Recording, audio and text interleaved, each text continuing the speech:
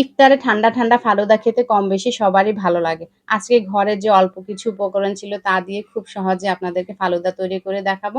আশা করি আপনাদের ভালো লাগবে। ফালুদা তৈরি করার জন্য একটি হাঁড়িতে 1/2 লিটার দুধ নিয়ে নিয়েছি। তার সাথে 1/2 কাপ পরিমাণ গুঁড়া দুধ, 1/2 কাপ পরিমাণ চিনি এড করে কিছুটা দুধের মিশ্রণ উঠিয়ে রেখেছি।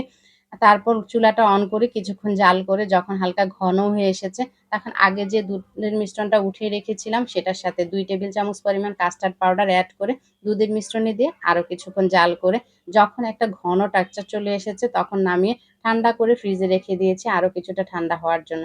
তারপর চলে গিয়েছি পরবর্তী স্টেপে। এই স্টেপে কিছু ফ্রুটস কেটে নিয়েছিলাম। এখানে আপনারা আপনাদের পছন্দ মতো যেকোনো ধরনের ফ্রুটস এড করতে পারেন। আরও তৈরি করে নিয়েছিলাম কিছু কালারফুল জেলো। এই জেলোর রেসিপি আগে আপলোড করা আছে। আপনাদের যাদের প্রয়োজন দেখে নিতে পারেন।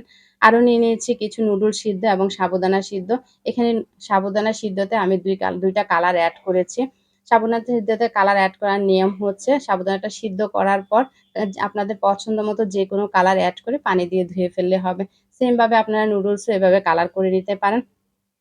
সবকিছু যখন রেডি করা হয়ে গিয়েছে তখন একটি সার্ভিং ডিশে সবগুলো উপকরণ একে, একে দিয়ে সর্বশেষে কিছু আনার দানা, ভ্যানিলা আইসক্রিম এবং কিছু খেজুর কুচি দিয়ে তারপর মিক্সড করে নিলেই তৈরি হয়ে গিয়েছে মজাদার ফালুদাটা।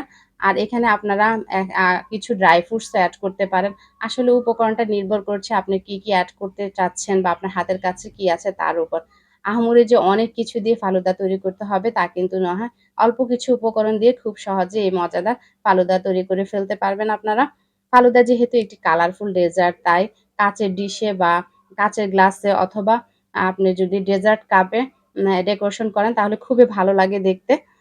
ফালুদার রেসিপিটি যদি আপনাদের ভালো লাগে অবশ্যই কমেন্টস করতে ভুলবেন না এবং একটা লাভ রেখ দিয়ে পাশে থাকবেন। Thank you so much everyone for watching this video.